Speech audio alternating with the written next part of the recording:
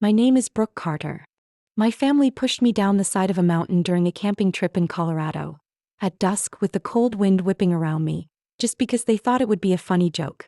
When I finally crawled back up to the edge of the cliff, I saw them laughing. Really laughing. And walking away. No one came back. Not a single one of them. I lay there among the cold rocks, my legs scraped, heart pounding in my chest, and my cousin Crystal's voice echoing in my mind. Let her crawl back up. Let's see how tough she really is. Have you ever been treated like a burden by the very people who were supposed to love you? Turned into entertainment in a place that should have been your safest home? If you've ever felt abandoned, I hope you'll leave a comment, hit like, and subscribe to the channel. That tells me you're out there listening and I'm not alone. Now, let me tell you what really happened after that fall. For the longest time I thought it was my fault. That if I just tried a little harder, took things a little less personally, maybe my mom would see me differently. Maybe Grant would stop glaring every time I spoke. Maybe Crystal wouldn't look at me like I was a stain on her perfectly staged life. But as I got older, I realized, some roles are assigned before you ever get a chance to speak. And in my house, I was cast as the shadow. My dad died when I had just turned 17. It was ruled a car accident. Said he lost control on a slick mountain road. But I remember that night. It wasn't raining. I also remember the strange patches of mud under the tires in a photo the police accidentally sent to my mom. When I brought it up, she shut me down cold. Stop making things up, Brooke. Your father's gone. Learn to accept it. I never asked again. Just 3 months after the funeral, Grant moved in. He had gray hair, a voice that thundered like a street vendor, and always carried the stench of sawdust and cigarettes that hit you square in the nose. He called my mom baby girl, and called me trouble. From day one, I knew I didn't belong in the family they were building. I still remember the exact moment I got the acceptance letter from a design school in New York. I was in the kitchen holding that paper with the bold red stamp, heart pounding so fast I thought I might cry from joy. I got in, I said. A 50% scholarship. My mom looked up from her magazine, gave a weak smile, and shook her head. You think we have money for the rest? Grant let out a laugh. Design? Art? You should study accounting. At least that's useful. I folded the letter and tucked it into a drawer. I never brought it up again. Crystal, my cousin, was the daughter of my mom's younger sister who died of cancer when Crystal was little. My mom took her in when I was 8. Everyone in town praised her for it like she was some kind of saint. But in our house, Crystal never had to try to earn love. Blonde, tall, perfectly timed smiles, and always knowing just how to make people feel like they mattered. She was the pride of the family. I was not. Crystal was popular on TikTok for her fun family videos. Silly breakfasts, ridiculous games, dumb challenges, and often those harmless pranks on little Brooke. In one clip, I was cooking when Crystal dumped a full bag of flour over my head from behind. The camera had been running. I turned, eyes burning from the flour, and barely got out the words, "Crystal, enough." That part didn't make the cut. The final clip? Me stumbling, face covered, with background laughter roaring like a live audience. It got over 400,000 views. When I told my mom I was upset, she said, "You need to learn to lighten up. It was just a joke. Why do you always make everything so heavy?" Anne Grant, sitting at the head of the table, sighed. With a daughter like that, I might as well pay someone else to raise her and save myself the headache. Everyone at the table laughed. I didn't cry.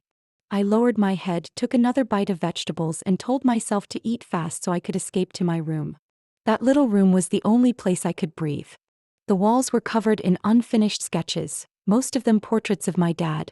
What I remembered of his smile, his eyes, the calm he used to bring. I had secretly sold a few of those drawings online. Someone once emailed me telling me I should pursue illustration. I never replied. Because in that house, no one believed I could do anything more than scrub dishes and keep quiet. I had a friend once, Ellie from high school.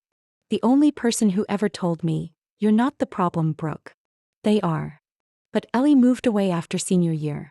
Since then, I've had no one to talk to except the faces I drew when Mom locked herself in the bedroom and cried after every fight with Grant.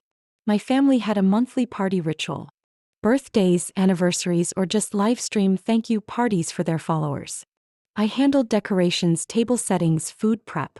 But when the camera turned on, Crystal took center stage, perfectly dressed, all smiles, and I was told, "Don't crowd the frame." Once I accidentally walked through the background while carrying a cake. A commenter wrote, "Who's that maid in the back?" Crystal reacted with a laughing emoji. My mom never deleted that comment. I tried standing up for myself once. Just once. When they planned to film Crystal dumping water on me in the living room, I stepped back and said clearly, "I'm not your puppet." Grant rose from his chair, face dark, and got so close I could smell the smoke on his breath. "If you don't want to be here," he growled, "then get out." But I didn't leave. I had nowhere to go. And maybe that's why they believed I'd stay forever. That I'd keep enduring, keep shrinking, keep quiet. That I'd never have the strength to walk away, let alone come back. They were wrong. But they wouldn't know that. Not until I survived that mountain. I don't remember how long I lay at the foot of the slope after the fall. I just remember looking up and seeing the sun disappear behind the trees. And no one around me. The usual sounds of camping, laughter, cans clinking, Crystal yelling into her phone, were gone like I had fallen into some parallel world, cut off from everything familiar. My knees were scraped, palms burning from hitting the rocks. I bit down, forced myself up, my head spinning from the fall and the sudden gut-wrenching sense of being abandoned. I called out their names, voice hoarse in the cold air. No one answered. I tried climbing back up the hill where we had just stopped, but I kept slipping. The ground under my boots was too slick. I crouched, running my fingers along the back heel of my brown hiking boots, the same pair I'd worn since last year. The sole had been cut. A clean, deliberate slice. The rubber peeled away from the rest of the shoe. Not wear and tear. Not an accident. Someone had done this. My mouth went dry. The ache in my knee faded beneath a much colder fear spreading through my chest. I remembered the push on my shoulder, the unexpected hand against my back just before I tumbled toward the edge. I'd thought it was a mistake. A bump. But now, with the ruined shoes, no one coming back for me, Crystal's high-pitched laugh echoing, it all began to feel different. I wasn't lost. I'd been left behind. The sun vanished over the ridge. The night wind crept through the trees, brushing against my neck like fingers. I shivered from cold, from hunger, from the feeling that someone, or something, was watching me from the darkness. I stumbled through the woods, one arm clutching my torn jacket, the other dragging a branch I'd picked up as a walking stick. After more than an hour tracing the edge of a rock line, I found a small hollow between two mossy boulders, not warm but enough to block the wind. I crawled in, curled up with my knees to my chest and forced myself to stay awake. Darkness in the forest isn't like darkness at home. It's thicker, heavier, like it's swallowing the air around you. I heard footsteps crunching somewhere on the dry leaves. Then a long howl in the distance. Then a low snarl, closer. Maybe a stray dog. Maybe a wolf. I froze. I started whispering a song my father used to teach me at bedtime. An old folk tune he learned from my grandmother. "Carry me home through winds and stone." My voice trembled but stayed steady. That song was the last thread I had left tethering me to calm. I don't know how long I sat there. An hour. The cold had settled into my bones. My fingers went numb. Every time I closed my eyes, I saw flashes. Crystal laughing as she pushed me, my mom turning away without a glance, Grant looking at me like he'd finally thrown out the trash. I had to move. No one was coming. I forced myself up, limped out of the hollow, leaving behind the only shelter I had. The sun hadn't risen yet. But I knew I had to find a way, any way, out. I followed the faint impressions of old tire tracks in the soft dirt. Some parts were faded, others covered by fallen branches, but I kept tracing them. The sky began to pale in the east. Around a bend, I saw a small wooden sign, tilted and half-buried, National Forest Management Area, Route 14. I had no idea where it led, but to me it was the only thread of hope I had. I walked, my left leg throbbing every time it touched the ground. At times I had to crawl across jagged slopes. Other times I stopped mid-trail, dizzy and breathless from dehydration. But I never stopped completely. I didn't allow myself to. Around midday I began seeing things. For a moment I thought I saw my father standing on a ridge, waving. Then I saw the little wooden cabin by the lake where he used to take me fishing. I gave a dry laugh, knowing my mind was playing tricks on me. But somehow those illusions kept me moving. Then I heard an engine. At first it was faint, a low hum in the distance. I stopped, tilted my head, not trusting my ears. But the sound grew louder. A silver-blue pickup appeared through the trees. I lifted my arm, but I didn't have the strength to shout. I waved wildly, my body staggering. The truck door opened and a man stepped out. Tall, with tousled curls, wearing a ranger uniform, holding a radio. His eyes widened when he saw me. "God, are you all right?" He rushed over, grabbing my arm just before I collapsed. I was left behind, I whispered. My lips were cracked, my voice rough as sand. "Easy now. I'm Micah. I'm taking you back to the station. You're safe now." I didn't answer. I just leaned into his arm, letting myself be pulled toward the light, wherever it might lead. All I knew was it wasn't the forest anymore. It wasn't the place where I'd been discarded like trash. And no one was laughing. I woke up in a small wooden room, low ceiling, fire crackling softly in a stove nearby. The dim golden light flickered across the pine ceiling, and the thick wool blanket covering me smelled of smoke and peppermint. I sat up slowly, wincing as pain shot through my knee. Someone had bandaged me. Micah walked in from the back door holding a steaming mug. He set it down on a wooden table beside the bed. "Ginger water with honey," he said, voice low and gentle, like he didn't want to scare me more. "I figured you needed it more than anything else." I looked into his eyes. There was no pity, just simple human concern. How long was I out there?" "Over 14 hours. When I found you, you could barely stand. I brought you here instead of the ranger station because it was too dark to travel. The station medic won't be back until morning."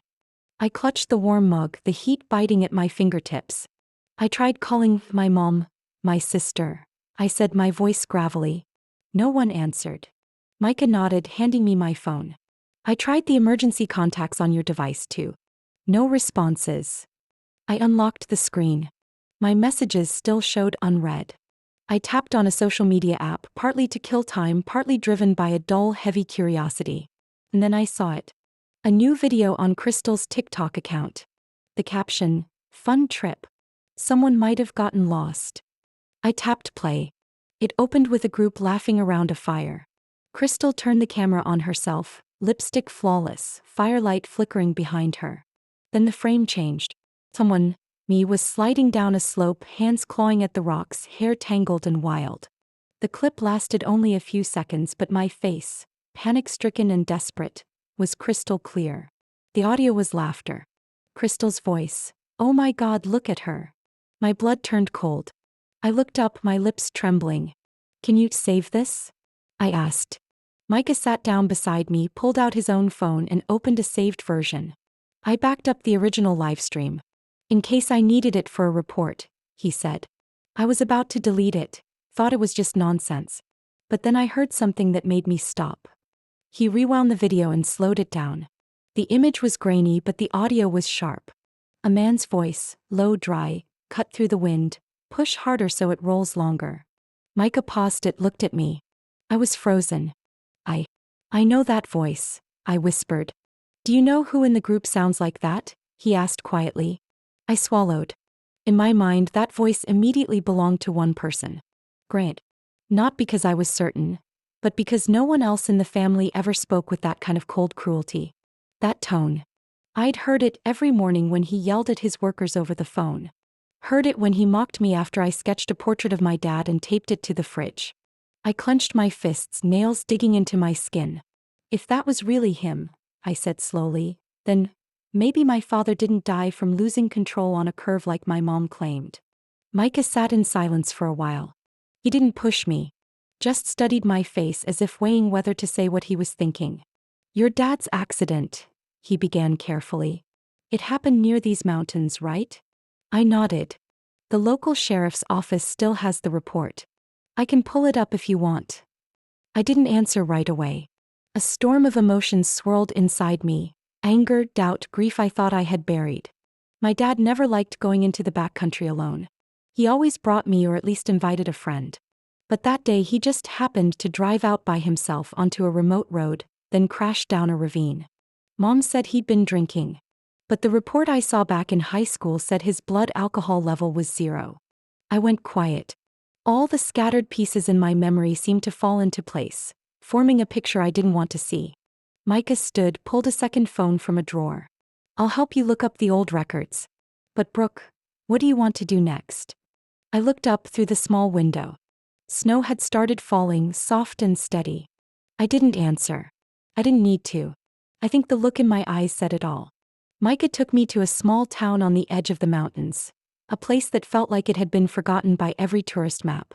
Faded tin rooftops, shuttered wooden storefronts, and sun-worn signs leaning on crooked nails. I rented a room in the attic of an old house off the dirt road, owned by a widow named Ruth, a silver-haired woman who lived alone with a cat named Milo and an old radio that played jazz every afternoon. Ruth didn't ask where I'd come from, didn't comment on my torn suitcase or the bandage on my leg. She just said, "Room's not big but it's bright. Hot water still works. I bake walnut bread every Sunday. If you're not bothered by butter, we'll get along fine." I nodded. And from that day on, I had my first peaceful night of sleep in years. But sleep didn't come easily. That night, I dreamed of my father, sitting at the old kitchen table holding a cup of tea, eyes as deep and sad as the mountains. I woke in the middle of the night lying still, staring at the wooden ceiling above me. The old doubt in my chest had now become a crack too wide to ignore. If they could leave me on that mountain without a second thought, who's to say they hadn't done the same to him? I began searching for whatever was left of my father. For years, I'd accepted that my mother and Grant kept all the documents, records, and old photos. But I remembered that my dad once had a lawyer friend named Howard Duncan. He used to visit the house at the start of every month, always carrying a leather briefcase and teasing me by pretending to pull a coin from behind my ear. I found the address of his old office through an archival website and called one of the few remaining landlines. The man who answered was a younger guy named Miles Duncan, Howard's son. His voice was calm, slightly surprised when I said my name. "Brooke Carter," he repeated. "My dad used to mention you. We still keep some archived records. Would you like to come into the office?" Duncan Associates was located in an old red brick building, only 2 stories high. Miles met me in the lobby holding a thin folder. He was composed, well put together, with observant brown eyes. "I found the original will your father left," he said as he invited me into a small meeting room in the back. "It was drafted the week he died, just days before the accident. There are 2 versions. One kept by my father and one that was officially filed. But there's a discrepancy." I sat down, my hands trembling slightly. Miles laid 2 sheets side by side. One was clearly typed with a handwritten signature that read Caleb Carter. The second looked identical, but the signature was distorted, slanted, unlike the writing I remembered from the birthday cards he used to give me. Miles pulled out a magnifying glass and pointed to the signature. This version was submitted to the county office 1 day after Mr. Carter's death. But the date on the signature is 2 days before that. And more importantly, the content was altered. I leaned in to read. The first version read, "I, Caleb Carter, leave ownership of the cabin in Jackson Hole, Wyoming, to my biological daughter, Brooke E. Carter." The official version was different. That line was gone, replaced by a vague sentence. "All assets are hereby transferred to the legal guardian per family agreement." I looked up, throat dry. "The guardian, that's my mom?" Miles nodded. "Along with her husband, Grant Wallace. According to the power of attorney, they were named as your sole legal representatives once you were still a minor." I lowered my head to the table, fingers digging into the wood. That cabin was the place my father and I returned to every summer. A small house among the pine trees with a red shingled roof and a porch swing he promised to fix up for me if I got into design school. That dream was now just a faded sketch in my memory. "Do you think there's a way to prove this change was illegal?" I asked, voice hoarse. Miles sat in silence for a moment. "We'd need evidence the signature was forged. And, if someone else knew the original content, they could testify. But it'll be tough. It's been a long time. And I suspect your mother cleaned up any trail." I looked down at the 2 versions, then at my own hands, once dusted with flour, now trembling with fury. Grant's voice echoed in my mind, "Design is just cheap fluff. The world doesn't have space for that kind of emotional nonsense." I looked up, speaking slowly. "If they were cold enough to forge a signature, they could have staged an accident too." Miles studied me for a long moment. "You're not the girl who just sits and takes it anymore, are you?" I didn't answer. I just pulled the file toward me, slid it into my bag, and stood. Something inside me had woken up. And I wasn't going to bury it again. I started working at a small art shop nestled under tall pine trees in the center of town. The shop was called Windsong Gallery, not well known but always warm, filled with the scent of pine wood and old oil paint. The owner was an elderly woman named Meredith, pushing 70, always wearing fuzzy sweaters and calling everyone honey. I did everything: sweeping, organizing frames, handling orders, and sometimes working the counter when Meredith needed a nap mid-shift. I liked it there. No one asked where I came from. No one touched the wound in my voice. At Windsong, I was just Brooke, the girl who could brew a perfect cup of coffee and tell a size 2 paintbrush from a size 4 with a single glance. One weekend afternoon, while I was straightening frame racks, the door chime rang. I looked up and froze. Miles Duncan walked in holding a folder. His eyes met mine instantly. "Hey," he said, his voice carrying both surprise and a quiet familiarity. "Hi," I replied, still gripping the wooden frame like it could steady my racing heart. "You work here?" "Temporarily. Actually, it suits me pretty well." Miles gave a soft smile. He placed the folder on the counter. "Meredith asked me to take a look at the shop's tax files. Turns out she was good friends with my dad." Small world, huh? We chatted briefly. Then Miles hesitated. "Brooke, I found something else about the will." I nodded, motioning for him to follow me into the back storage room, where fewer people came. There, among blank frames and dusty easels, he opened his familiar leather bag. The date section on the document was altered digitally. The scan has a repeat pattern and the font doesn't match the rest of the typed text. I sent the scan to a legal analyst. They confirmed it was manipulated.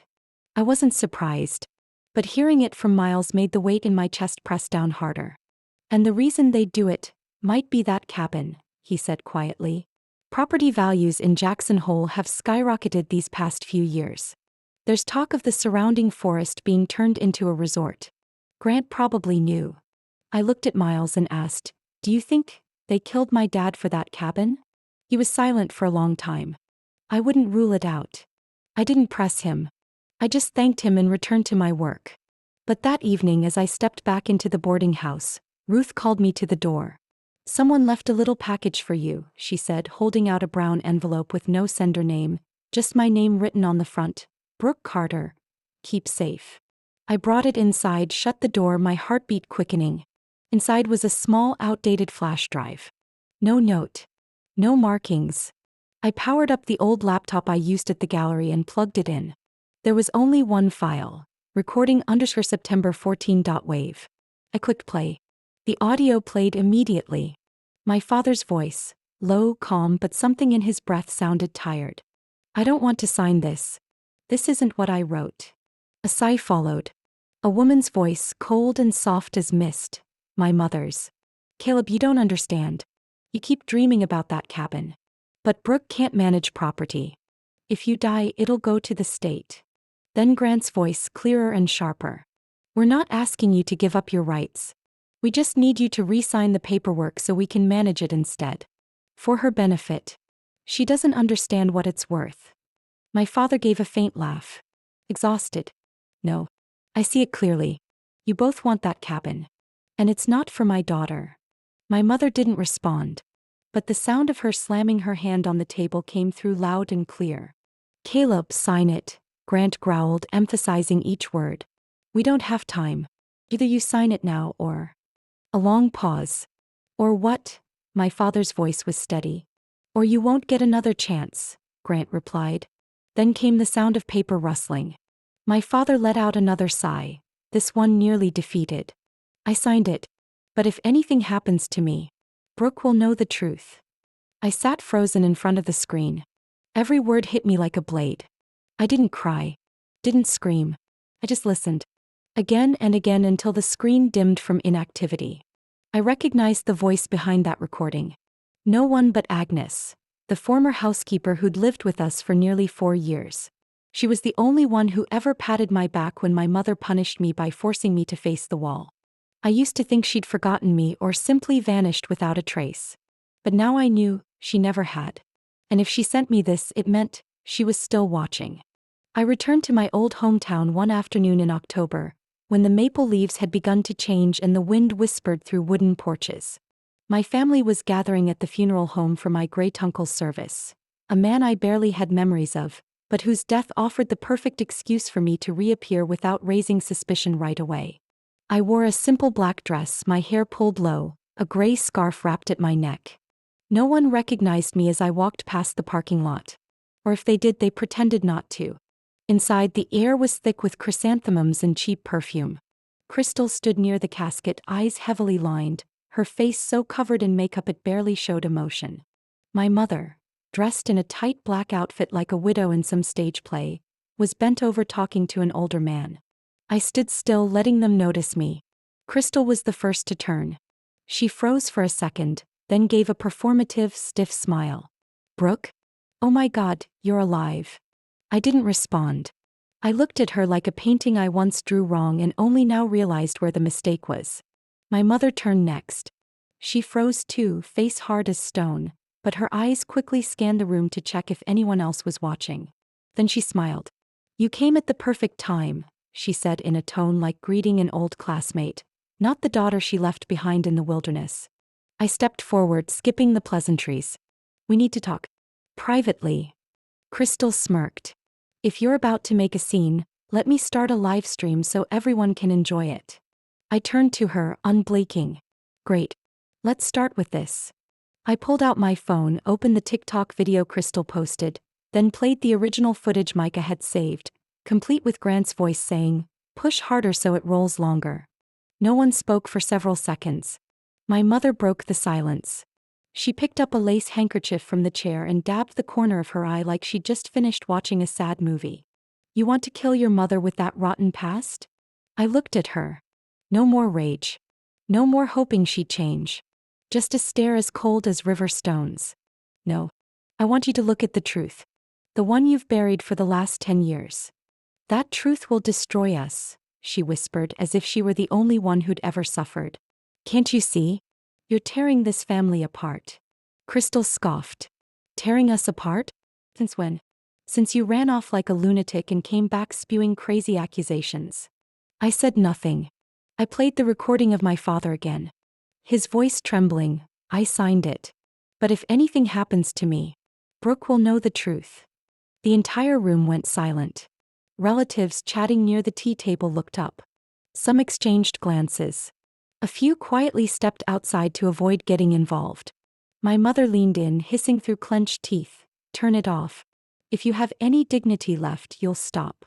I replied softly but clearly, "Dignity isn't what I left behind in the woods." Crystal snatched my phone, but I'd already removed the memory card. She screamed, "See? She's out of control. This is who she really is." A relative quickly pulled out a phone to record. Crystal instantly shifted back into character. Eyes glistening, lips trembling with restraint, voice choking like tears were just behind her throat.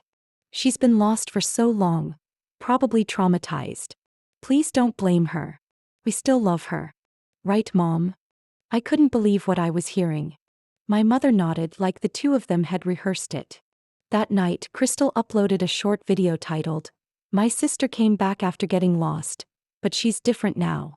The clip showed me standing in the funeral home, face stoic as steel while Crystal clutched her chest, eyes wet. No mention of the recording.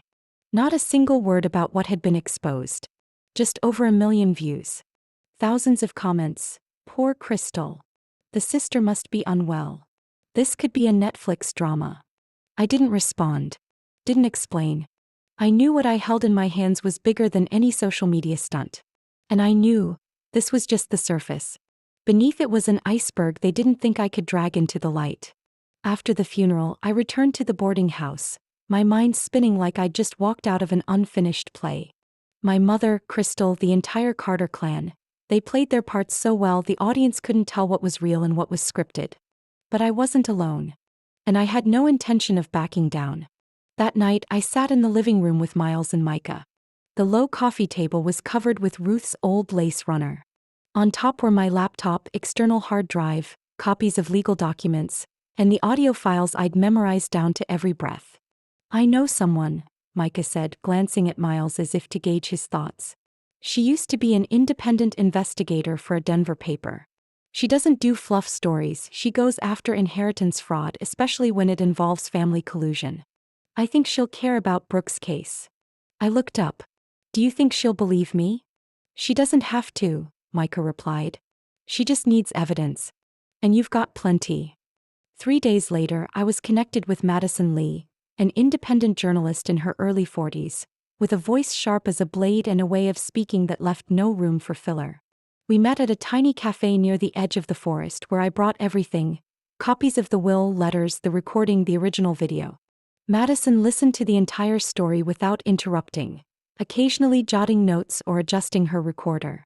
When I played the audio of my father being pressured to sign the documents, she stopped writing, looked up, and locked eyes with me for the first time. Are you aware this could be a criminal offense if coercion is proven? She asked, voice low but firm. I am, I answered. And if this goes public, I can't protect you from the backlash, including from your own family. I don't need protection, I said, meeting her gaze. I just need the truth to see daylight. 2 weeks later, the article was published on the largest independent news platform in the West. The headline ran across the top of the page: "The Daughter Left Behind. The Secrets Inside the Carter Family." Beneath it was a photo of me standing outside my boarding room. No posing, no makeup, my eyes steady, cheeks slightly sunken from exhaustion. Madison said, I want readers to see a real person. Not a victim, not a hero. Just someone who deserves to be heard. The article laid out every detail: the fall on the mountain, the slashed boots, the video Crystal posted then deleted, Grant's voice in the live stream, and especially my father's recorded words, the undeniable evidence that he was pressured to transfer assets against his wishes. Within 48 hours, the piece had over 2 million views. More than 15,000 comments. Some were skeptical, some sympathetic, others shared their own stories, being disinherited, dismissed, treated like the shadow in the family. A week later, the Fremont County District Attorney opened a preliminary investigation. I received an official email from their office regarding allegations of document fraud and coercive property transfer resulting in the suspicious death of Mr. Caleb Carter. We will be reviewing all records, including the recording, delayed filings, and supporting testimonies. I sat quietly in a small cafe, reading that line, my hands trembling so hard that Miles gently placed his hand on my wrist to steady the glass of water. Brooke, he said softly, you just forced an entire system to turn and look. I looked at him, my voice shaky. I don't know whether to feel relieved or terrified. Miles was silent. Both are valid. Soon after, the law firm representing my family sent a letter demanding I withdraw the accusations, claiming I was damaging the reputations of relatives through misrepresentation. When Madison heard about it, she simply gave a faint smile. The walls always tremble before they fall. They're scared. And when powerful people start throwing around threats, it means they're losing ground. On social media, Crystal changed her profile picture to black and uploaded a teary video claiming her half-sister was fabricating lies for attention. But this time the comments were different. Followers started asking about the recording, questioning why she hadn't addressed Grant's words, and why the old video had been edited and then removed. Playing the victim doesn't work anymore, Miles said, showing me a reaction video from a popular YouTuber. The Brooke Carter story is a wake-up call for everyone who's ever been labeled the extra kid in the family. The prosecutor's office began summoning witnesses. I knew there was a long road ahead, but at least this time, I wasn't being silenced. And more importantly, thousands of people out there now knew that yes, I had been left behind, but I was not forgotten. The courtroom wasn't large, only about 30 seats. The old wooden walls smelled of paper and nervous sweat, light slanting in through high windows where dust floated like untold stories. I sat at the right-hand table with Miles and the attorney appointed by the prosecutor's office. Across from us sat my mother, Grant, and Crystal, all dressed in dark colors, their expressions carefully trained for the roles they were about to perform. I looked at them, no longer with anger, just quiet. A cold, focused calm I never knew I could carry. The hearing was convened to determine whether there was sufficient cause for a civil suit regarding property fraud and intentional emotional harm. My family had hired a legal team from Salt Lake City. Their lead attorney stood with an icy presence and began by questioning my mental stability. Your Honor, he said, eyes never leaving mine, my clients have reason to believe Ms. Brooke Carter displayed signs of psychological instability prior to her disappearance. Her erratic behavior, unsubstantiated claims, and her decision to flee her family without warning. Objection. My attorney interrupted. Carter did not flee. She was abandoned. We have no proof the abandonment was intentional, their side snapped back. In fact, Crystal Carter was the first to notice her absence and contacted the Forest Service. I pressed my lips together. The lies slid from their mouths as smoothly as rehearsed lines. Then the back door opened. Agnes walked in. I didn't know if she would come. She had told me over the phone she was tired, not sure her health could handle a courtroom. But there she was. Hair pulled into a neat bun, hands slightly trembling, but eyes just as sharp and steady as I remembered. My attorney called her to the stand. Agnes sat in the witness chair, placed her canvas bag in her lap and folded her hands. You lived with the Carter family? For years, Agnes replied crisply. From when Brooke was in 10th grade until I was fired. And why were you fired? She looked straight at my mother. For defending Brooke when she was punished without cause. The opposing side objected immediately, but the judge, a silver-bearded man, signaled for silence. Agnes, my lawyer continued, do you recall Mr. Caleb Carter ever speaking about his property? Agnes nodded. He said the cabin in Jackson Hole belonged to his daughter. He wanted it to be a place they could always share. He said if anything ever happened to him, Brooke should know the truth. Do you have any evidence? Agnes opened her bag and pulled out printed copies of the recording she'd sent me. I duplicated the original file. I've kept it since the day he died because I never believed it was an accident. My lawyer gave a quiet smile and nodded to Miles. Miles stepped forward, holding enlarged prints of the signatures from both versions of the will. Using professional terminology, he explained the differences in handwriting structure, spacing, and pen pressure, clearly showing that the signature had been forged clumsily, missing key traits unique to Caleb's actual writing. The room fell completely silent. Then Micah took the stand.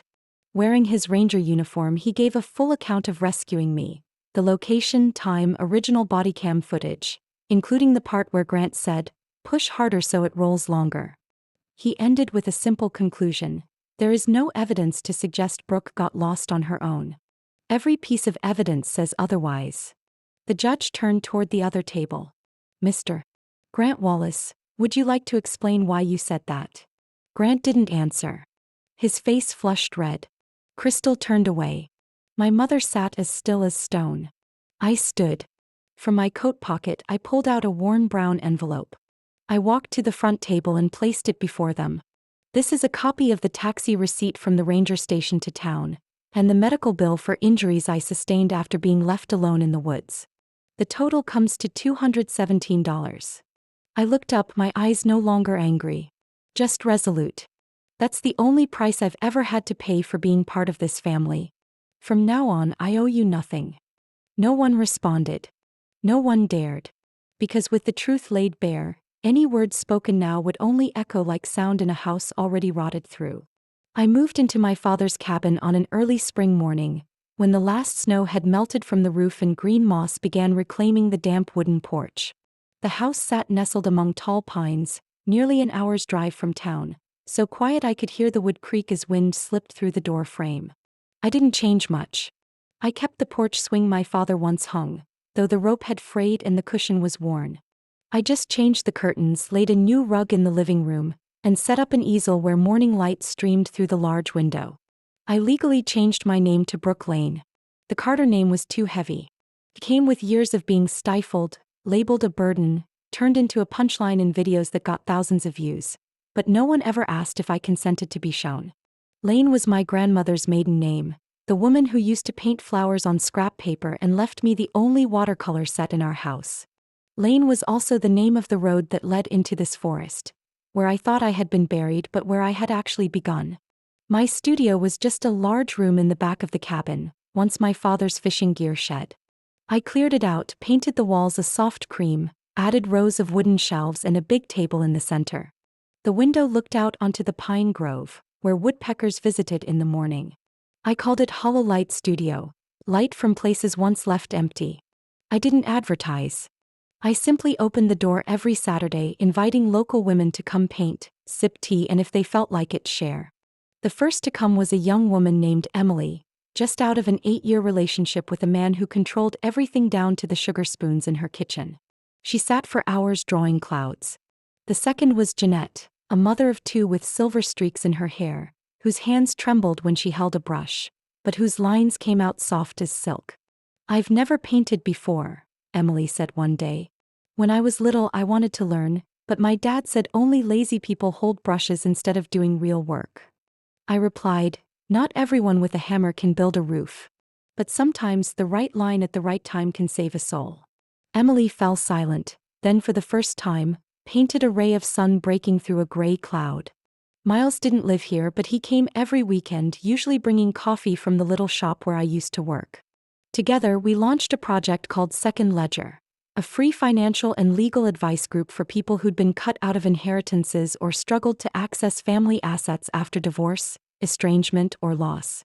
"I never thought I'd do community work," Miles said with a smile as we stuffed envelopes for our first seminar. "But somehow you've made the word justice feel like it has a soul." I didn't answer, just nodded. We didn't talk much about the past. We didn't have to. Every time he adjusted a budget line beside me or texted to remind me to hydrate after hours of painting, that was enough. The day we held our first scholarship ceremony, it was drizzling. The small hall behind the town library seated only about 60, but every seat was filled. At the back were paintings from studio participants, portraits still clumsy but honest. A fabric banner hung above the stage, "The Lane Light Grant, for Dreams Once Silenced." I walked onto the stage holding the envelope for our first recipient, a 16-year-old girl who'd just aged out of foster care and could draw a cathedral from memory. I looked out over the crowd and caught Micah's eyes in the second row, his hand resting on his knee, gaze steady. Agnes was there too, brought by Miles. She sat beside Madison, who was now more friend than journalist. I spoke, not with a trembling voice, but with one as calm and steady as the rain tapping the porch outside. "They once thought I was the family joke. The useless one. The misfit who didn't obey, who didn't belong to their idea of tradition. But they didn't know. I'd be the one to write the final chapter. Not because I beat them, but because I chose not to be them." The applause wasn't loud. No standing ovation. Just warm. I handed the envelope to the girl and whispered, "You don't owe anyone a thank you. Just don't give up on yourself." Outside, the woods were green again. The scent of rain clung to the wooden roof. That afternoon, I returned to the cabin, sat by the window, and painted my father again. Not the sad man I once remembered, but smiling softly, his hand on my shoulder, the canvas behind him unfinished but the brushstrokes stronger than ever. If you've listened this far, maybe there's a corner of your heart like mine, one that's been hurt, misunderstood, pushed to the edges like your very presence was too much. But you know what? Sometimes the ones left behind are the only ones brave enough to walk toward the light. I used to be that girl, silent at dinner, fading in home videos where I had no lines. Now I live by my own voice, by my own choices, and by scars I didn't erase, but stitched together with belief. I truly want to know what you think. Have you ever felt the way I did? Have you ever been overlooked, shut out from circles drawn without your name? Share with me in the comments. Not because I need answers, but because someone out there might be reading and might find themselves in your story. If this journey made your heart pause, please follow the channel and walk with me through the next stories. Real ones, about family, about pain, and about the ways we rise from places we once thought held nothing worth keeping. Because sometimes forgiveness isn't about forgetting who did what to us. It's about choosing to live, to love, and to continue writing the chapters they once tried to cut short.